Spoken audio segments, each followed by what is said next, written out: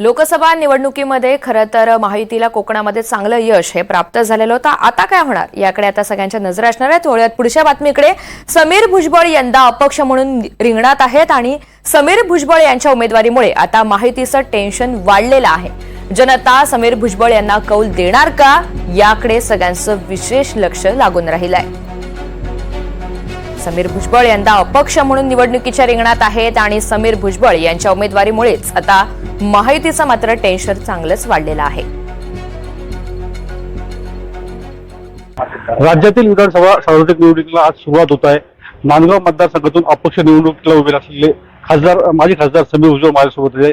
आज ते येवल्यात मतदानासाठी निघाले आहेत। भाऊ, काय सांगताल आपण या ठिकाणी उमेदवारी करतात? पहिल्यांदाच जे आहे अपक्ष म्हणून उमेदवारी करत आहे आणि एका विशिष्ट कारणावरून जे म्हणजे भयमुक्त नांदगाव आणि प्रगत नांदगाव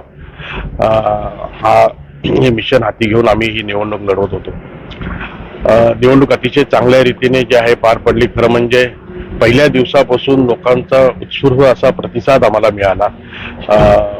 फॉर्म भरतानाची भव्य दिव्य रॅली असो किंवा प्रत्येक गावामध्ये माझी भेट असो किंवा शेवटच्या दिवसाची सांगता जी होती प्रचाराची त्यामध्ये असो, अतिशय व्यवस्थितरित्या जे आहे प्रचार झाला। लोकांनी ही निवडणूक हाती घेतल्यासारखंच त्या स्वतःहून